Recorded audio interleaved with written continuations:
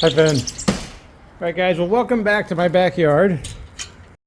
I have a little bit of maintenance to do back here with the hot tub.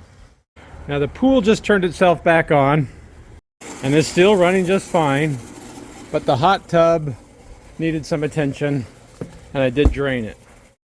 Now it's not much bigger than maybe an oversized bathtub, so I don't use too much water when I drain it out.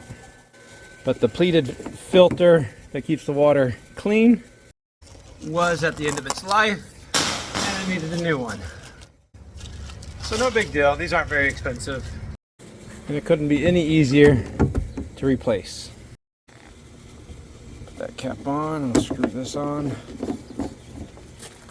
So I have my garden shears right here. Found them to be a pretty good tool for tightening that up. I know, Finn, I can't show them yet. You gotta stay to the end. Off my hose, turn on the water. I can grab my hose on this side and start filling it back up again. So why am I talking about my hot tub that I've never brought up before? Well, it's because for the past few months, after I installed the Bluetti EP800, I've been really keeping track of my energy use. And this hot tub's been my #1 energy use since I've been tracking it. And it's been kind of interesting having this unplugged for the last few days, seeing how much wattage this guy's been using every day for the past 3 months. And so I thought it might be fun to do an update on the overall performance of the Bluetti EP800, a solar generator power backup, now that I've had the whole system installed for about 3 months. But I don't just want to be a boring video about graphs and power usage because I think those videos are pretty boring. There is something additional that I'm adding to this that I think should excite a lot more people than just me, and I think is a whole new market that might be available for all these solar generators that I'll share with you guys here shortly. That's why I have a whole bunch of scrap metal down there. That could also entice some people that might be on the fence about putting a solar generator, power backup, solar system on their house. But first, I installed the Bluetti EP800 total home power backup solar generator UPS system with 4 B500 5 kilowatt hour batteries, so a total of 20 kilowatt hours of power storage available with built-in inverter, and 2 MPP charge controllers with about 9,000 watts of total power generation possible. At the end of January of 2024, and it's performed flawlessly for me this entire time. And for the most part, I don't even know it exists anymore. It's quiet as can be. The only real problem, as some people have noted, its placement in my garage means the passenger door's right here. If you don't park far enough, you can't open up the passenger door without hitting the Bluetti. So that's my fault on my placement. But it is what it is. I'm dealing with it. I just have to move the car over a little bit. Now it did just kick on. The fan is running. So currently it's taking the stored battery power and inverting it. There's the fan running. And it's making 110 power, actually 240 power, to power up my entire sub panel right here and most of my house use or circuits. Now we've already covered that in other videos, but we can see what it's doing right now with the fan running. So if I go ahead and go into the system right here, you see the state of charge right now is 64%, and that's 100% because the hot tub has been turned off. And the house is only using about 400 watts. I don't know, it keeps going down. And it's coming directly off the batteries and powering up the house. Now my wife is inside, she works from home, so she is on the computer and she is using the internet and the lights are on inside. But for the most part, that's a pretty small use. Now, if you guys remember, I have on-grid solar right over there that's existed since about 2009. So the Bluetti EP800 is just taking the on-grid power that the panels on the roof are making and storing that for me to use during the day, the nighttime and into the morning before the solar panels start making power. I have a 6,000 watt array on the roof, and right now we're just making about 3,100 watts of power. So if we're going to look at my meter right now, I'm making 3,100 watts of power, And if I didn't have the EP800, I'd be using about 400 watts of it and then selling back, I guess the quick math would be about 2,700 watts back to the power grid for my neighbors to use. But that 2,700 watts of power is kind of technically my power, and I get it a lot cheaper for free than I can get it for at night when the rates go up and I don't have sun power. So this is a really interesting way to offset my power use. So I'm using my power that would normally go back into the grid, and I'm storing it in these batteries right there and using it overnight. And I've never once had the batteries go dead on me, even with the hot tub running. Now I know everybody's favorite question is, well, what's my power savings like? If I go to February and I look at it, you can see my bill amount is $25. Now that's just mostly because that's the price of my meter. I have to rent my meters, and I have 2 of them, and that's my connection fee. So I never get a zero bill on my power bill. And you can see, because February was quite cloudy, I didn't actually make as much power as I would have liked to have made. So we only made 29 kilowatt hours that day. You can see all the cloudy days that we had here. And my usage was pretty ironclad. The spikes are usually just laundry days when the dryer's running. You watching the hot tub for me, Finn? We're about halfway there. Now, I know none of that's very interesting, but if we go back to 2023 and we submit it,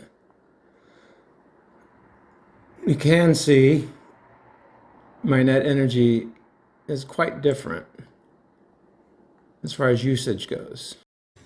Like I said, graphs are pretty boring, and I don't like watching videos about graphs. But basically, if I'm making more power than I'm consuming, my connection fee has generally been $40 a month for the last 5 years. All right, looks like I'm full here. So while it may not seem like a huge savings of $15, like I explained to Bluetti when we started this project in the middle of winter, I don't use a lot of power here in Phoenix, Arizona in the middle of winter. But now I can go ahead and plug this back in.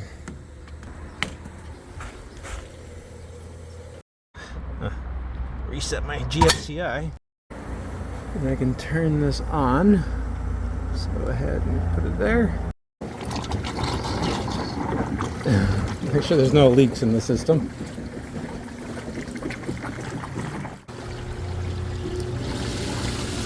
So now with the hot tub turned on, you can see it's pulling about, or the house is pulling about 1,500 watts or 1,600 watts with the heater going, the blower fan on. And of course we still had a baseline about 400 watts before we turned this whole thing on. So I'll let that warm back up again, and only bring up the hot tub because that's the biggest load I've had on it during the winter. It runs for a few hours and turns itself off. As it cools off, it has to turn itself back on again. So there is a definite load you can see on the graphs. Come on, Finn. And I know I promised not a lot of graphs, but let's take a look at the graph anyways. Now it's much easier to see that if we do it in a day-to-day comparison. So on the 10th of February, you can see the spike, the spike, the spike, the spike every time the hot tub turns back on again. If I go to the next day, you can see that spike a little bit more distinct there. So I have a pretty good baseline for February to understand my power use for the entire house. I don't really go through that app very often to look at my power use day by day or month by month. I guess it's good information to have, but I'm just not a numbers guy. I never have been. But it is there and it's available for you. I know everybody's second question is, okay, you got 20 kilowatt hours of battery backup. Did your batteries ever go dead overnight using just the batteries? No. If we go back into the app right here, I can go to state of charge, which is right here. You can see how it does start to drain down, but then picks back up again when I start charging it again. So this day it only went down to about 25% or 30%. The next day I did drop it all the way down to 12%. And the day after that we dropped down to 13%. And about 12% again, back up to 26%. I think it's important when I tell you this. I have not changed my lifestyle whatsoever. I leave lights on all the time. I leave the TV on all the time. I have a hot tub running all the time, and the batteries never went dead. If this was a true backup emergency, yeah, I can see how 13% might concern people that overnight it went down to 13%. But I would also be turning off lights a lot more, and I wouldn't have a hot tub running.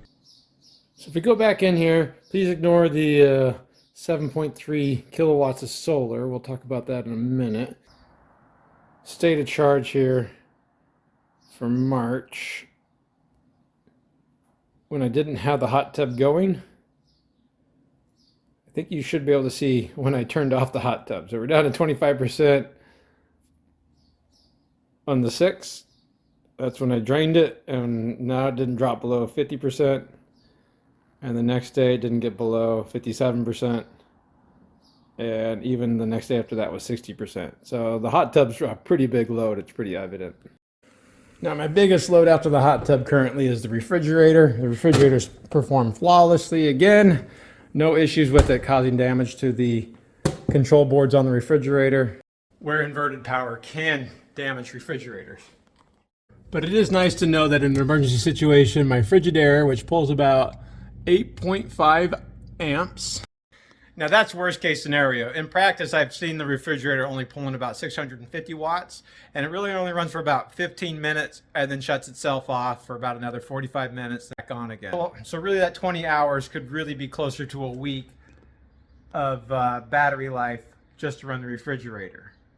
Now I've never ran the batteries completely dead. I have gotten them pretty low before just to test them out. But even in their lowest condition, I never saw any sort of dimming of the lights inside. I can say there's been no flickering in any of my lights. All my lights are LED lights. Same with these lights here in the bathroom. No flickering, no pulsating, and no delay. I could end this 3-month update by saying the Bluetti EP800 has worked without any problems. It has not affected my life whatsoever and has performed above and beyond than what I expected, and has technically saved me money. Though it's hard to say in the middle of winter how much it could save me until we get into summer. But I don't want to leave it there. Now my grid-tied solar already is permitted in place and is connected to the utility, so I can't mess around with the solar that's on my roof. But the Bluetti EP800, like I said, does have the 2 MPP charge controllers right here, and I thought it would be interesting to see if I could use those. And so what I did, was grab a couple of solar panels that I had laying around in the shop, and I made a very, very ugly 1,000-watt solar array using 7 of those panels. I'm sorry, just one of these, and I did break this one. That's on me, that's my fault. I waited until the sun had cleared my house, and I laid the array right here in my driveway just to see the performance of a 1,000-watt solar array using the Bluetti EP800. Now, if you guys remember back in February, you can see I did have a little bit of PV or solar production, about 7.3 kilowatt hours. And the proof of concept worked so well that I thought I would even raise the bar further with another experiment. Really based on nothing more than this old pergola that I bought almost 20 years ago from Sears. It came with fabric as a canopy on it, and I just got some corrugated tin and made a roof out of it. And I thought if I could do that, Wouldn't it be pretty cool, rather than having the corrugated roof, to put solar panels up there and put a solar generator right here and basically have my own little power grid back here. But of course I already built this, so why would I waste time doing that? and I'm also pretty cheap, so running the wiring from this small corner at the back of my house all the way to my garage over there In order to power up the Bluetti EP800 just didn't appeal to me. So what I did was I researched online, and I found pricing out the materials for either lumber or metal to build that structure was pretty cost prohibitive. But I found pre-manufactured solar pergola kits with canopies on them, just like I have in the hot tub, was less than, I think, $400. So I could get a 10 by 13 pergola, and if I got 2 of them and modified them, I could get 7 by 26 feet of pergola space in order to build an array. Hence why I have all this extra material down here that I'm saving because, well, it is still aluminum and can be recycled. The only other important part of this whole build that I put together was that I needed solar panels, and again, I'm paying for it, and I don't know if it's going to work or not, so I went down to Santan Solar, a local supplier of used solar panels, and I picked up an entire pallet of used 200-watt solar panels that fit my need. You already saw one of them outside there. They're not high performance whatsoever, but they're only $18 a piece, so I thought I could risk building an array out of the $18 solar panels. So I spent an afternoon, well, 2 afternoons, building each pergola and modifying them in order to fit the dimensions that are available for me and not to overlap into my neighbor's yard, allow for drainage for any sort of rain, and then I could lay out the solar panels on top of them when they were pretty close to the ground and map the whole thing out, mount the panels the way I wanted them to be, and then go ahead and install it. And that's what I spent 2 whole weekends doing, I feel like.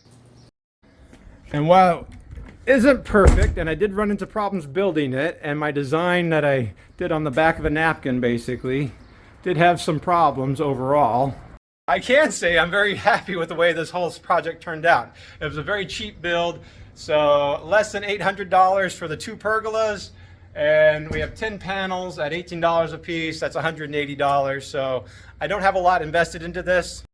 My original plans were to utilize the 2 MPP charge controllers and having one array of 5 panels and another array of 5 panels. Didn't quite work out because these panels did not quite perform as well as I'd hoped that they would.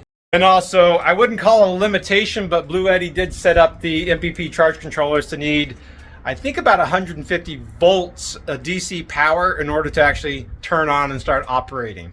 That's a lot of high voltage when these panels themselves, open current voltage is about 37 volts. So when I'm less than 80%, when these panels are less than 80% of their maximum capacity because they are used, that got me into the danger zone of not being able to turn on the MPP charge controller. So instead of having 2 arrays, I have one array of 10 panels, about 2,000 watts. Now remember, this is completely inefficient. But it was a proof of concept I was working on in order to utilize the EP800 solar capability.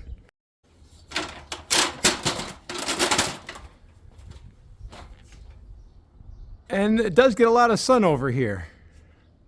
Now I did install this system at the beginning of March, so it's been about a full month of running the 2,000 watt array. And if you know anything about Arizona, up until about the second week of March, my neighbor's house was still blocking a considerable amount of sunlight, which was reducing the performance of my 1 solar array, which is of course why I wanted to have the 2 arrays. But I am cheap. Proof of concept first, I can always upgrade these panels to a much better performing ones because I have 9,000 watts of available charge production. I do have it anchored into the concrete down below, all the way around, and even on the sleeves that connect the 2 posts right there, there's a steel sleeve inside right there. I have anchored it into the house. So this whole array is actually pretty rigid. Now, before we talk numbers about the performance of a very inefficient 2,000 watt solar array, I think it's important to recognize that the solar pergola did not require any sort of permits. It's not a permanent structure, and it's not grid tied. It doesn't need any permitting from the utility or from the city or from the state. So this is my array, and if I decide to move my house, it's not going to take too much for me to tear this down and take it with me, which is the same for the Bluetti EP800. I don't have to worry about that staying with the house either. That's my property, and I can take it to my next property if I want to and have this array there. I can upgrade this array endlessly depending on my use. But some of those benefits are, most notably, I can get access to these wires very easily to service the solar panels if I need to. I didn't put any holes in the roof of my house, and I don't have to climb up on the roof of my house in order to maintain it. Well, I'm not one that does a lot of maintenance on the solar panels as far as cleaning them, because I haven't found too much added value to keeping them clean. It is much easier to clean on, I don't know, 6 feet up in the air, considering I would have to be over 30 feet up in the air there. But I think maybe one of my favorite ones is just the passive nature of this as being a shade provider. This is a southern exposure on my house. In the middle of summer, this area is way too hot to even think about sitting for more than 5 minutes. My kitchen is right there, and this wall gets baked by the sun all day.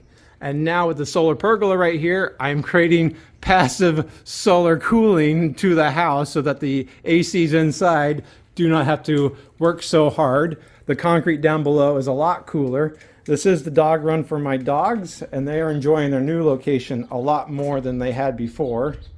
Now, if you just ignore my ugly wiring right there, there are numerous benefits to this solar pergola too, and why I think these will be a little bit more common in the years to come than they are currently, because I did a Google search and there's not a lot of solar pergolas that I can find, and I wouldn't be surprised if a Bluetti or other solar generator companies do start offering this as an option, because the flexible panels that you put on the ground, they blow away. This really, like I said, didn't cost me over $800 for this entire system. And a mass-produced one would be even easier than me having to build this by hand out of a pre-existing pergola. Like I said, this is proof of concept first, so I'm just using the garage vent to run my wires through until I have a permanent installation, because I just wanted to try it out. Got the wires right here. Now I have found PV2 to perform better than PV1. I'm not sure why. Yes, it's very, very primitive. I can't go through the door now. I go back into the Bluetti app right here. We can see what's going on. It's after 10 o'clock, so the grid is now charging the battery, and you can see our load is increased to 1.7 kilowatt hours. Now, if I go to production right here, you won't see any sort of power, even though I don't know why it has PV4 and PV3, because I think there's only 2 PVs on it. But if you had 2 Bluetti EP800s, I think you'd have PV3 and 4, so you get all the readings on the one. But that's not what we're talking about. You can see I have no voltage on either one of those, because even though I have it connected here, I am an RV tech, and I do try to do things as right as possible. I did add a disconnect with overcurrent protection, so I got to turn that back on. So now if I go back into production, we should be on PV2. Look at that. We have 300 volts coming in. We'll wait for the MPP charge controller to start taking off. Look at that. It's already making power. Starting to ramp up. Go back to our screen here. Now I can say it's making 880 watts of production. Hopefully it'll creep up a little bit more. It's 10 o'clock in the afternoon. The panels are pretty clear. I imagine we get up to about 1.4 right now, about 10 o'clock in the afternoon in the beginning of April. Now, if you're looking at my screen right there, you can see I have grid coming in using about 2,000 watts of power. Right now, the on-grid solar's up to about 4,000 watts of power, so I'm still running a surplus of power creation from my on-grid solar, charging up the battery and making 1.4 watts of solar from my solar pergola of all free power. But that's because I'm in the custom mode, which I haven't got into much. If I hit the nut right there, that's settings, and I'd have to go to advanced settings right here. In the working mode, I'm currently in custom mode. I can set my state of charge to take it down to 12%, and it charges up to 100%. The time of use, that's part of the scheduling. So I have it set up backwards from how you would think it would be, because my peak is off peak and my off peak is peak. It's confusing for me, and I've talked to Bluetti about it. I just wish they would change it to solar charge on, solar charge off. But I don't have a the grid being able to charge the Bluetti until 10 o'clock in the morning until 5 o'clock at night, where I'm actually making solar with my on-grid solar, and then it turns off again from 5 o'clock to basically midnight every day. So you have to set up all of those individual in the scheduling itself. Now, the other fun thing that I did complain to Bluetti about when I first got it was this max power input. So I can limit the charger to whatever voltage or wattage I want it to be. It comes default to about 8,000 watts because it's EP800. And if I do that, you can watch the grid ramp up pretty high, up to about 8,000 watts. And hopefully you should hear the inverter a little bit louder now. And yeah, at that kind of production, that's going to charge the battery in less than an hour and a half, which is great with lithium iron phosphate. But that means I'm now using 8,000 watts of power from the grid and only making 4,000 watts. So I've increased the load of my power use substantially for more than I'm producing. So having that limitation that Bluetti set up has really helped out a lot in saving power. So if I go back to custom, right there, oh, no, sorry. Go back to advanced settings. I'm gonna bring this back down to 500.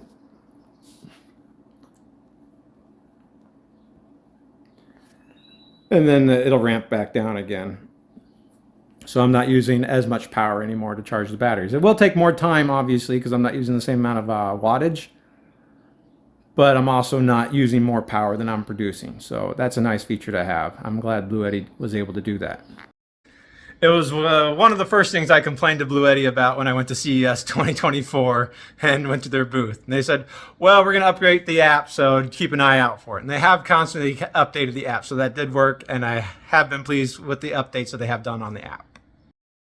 Now, I could theoretically just leave it like this. This is how I've basically been running from February to the beginning of March, using the grid to charge up the battery. But now that I have the solar pergola out there with 2,000 watts of power, I don't really like using the grid to charge it anymore. I like to run a surplus on my power as often as I can.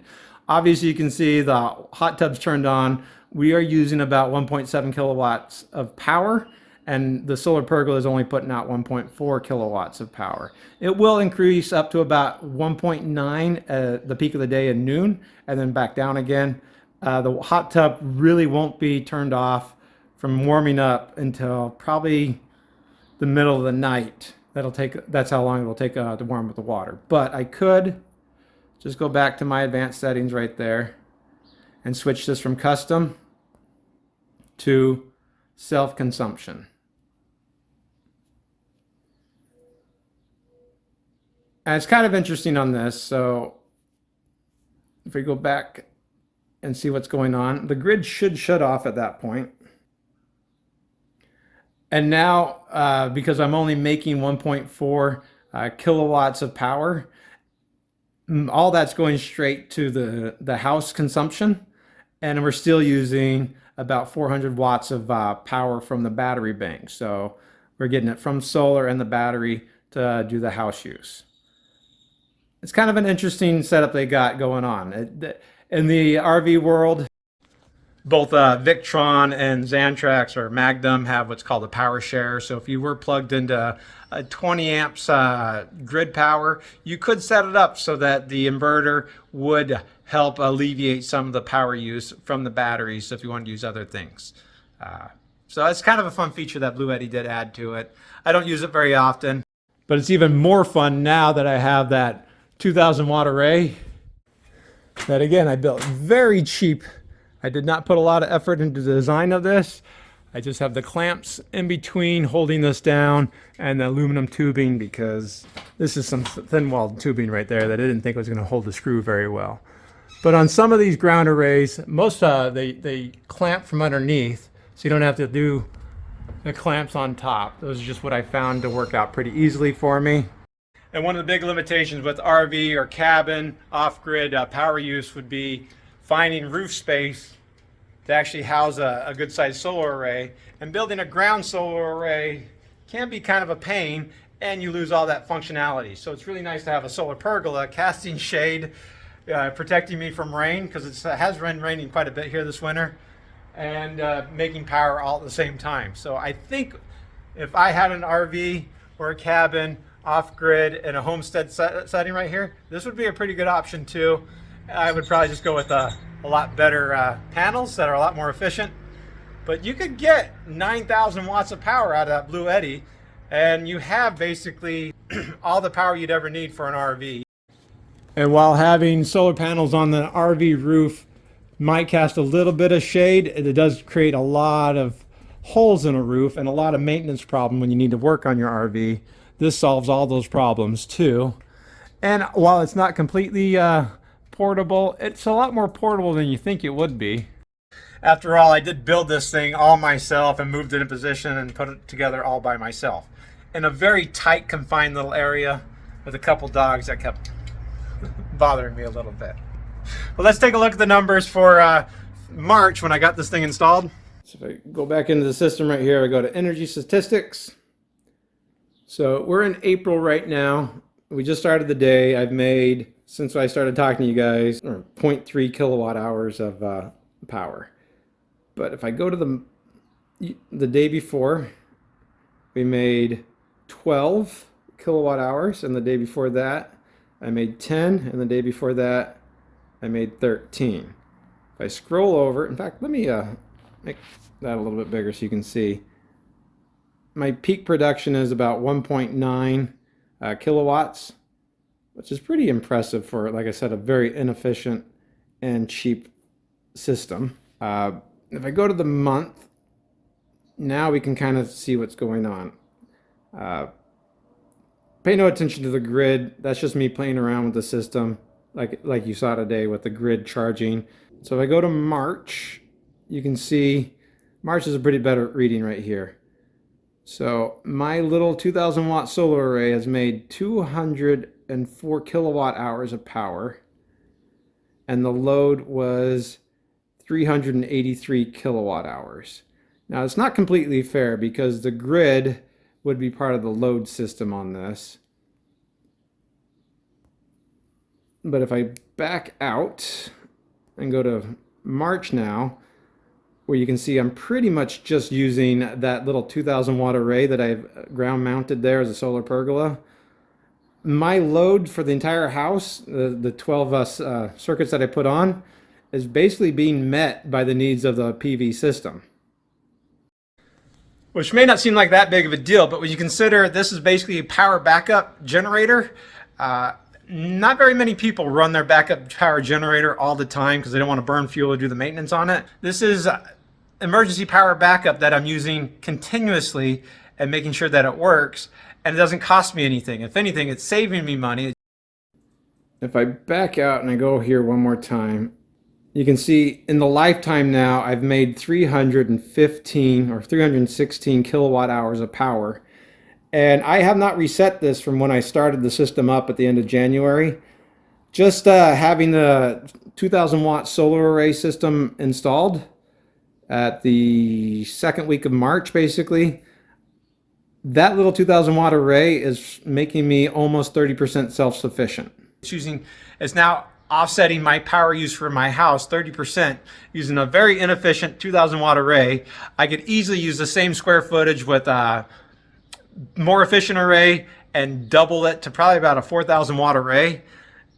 And my power use changes from only 30% offset to about 60% offset, which doesn't help out much in the winter time right now. But as we come into summer, that means I could start using some window units or smaller mini split systems and power those AC units off that solar pergola all day, keeping the house at 65 degrees if I want to, not costing me a dime and not using my central air. And so that would actually offset my power use even more. And when we look at my system, basically the only thing that's really running off of the grid power now is the pool, the electric car charger, my range, my dryer, and my central AC. I'm not completely off-grid. In fact, I don't think I'm allowed to be completely off-grid in a residential setting. Ever disconnect from the grid, which is fine because I don't want to disconnect from the grid. It is a great benefit to have power whenever I need it to have power if it is cloudy, because like I said, it has been a little bit cloudy this winter. The EP800 from Bluetti is making this whole thing possible because it has that 9,000 watts of solar input available to it. I don't have much more room to expand my solar array in my backyard, but other people might have a bigger side yard and that 9,000 watts could work out pretty well.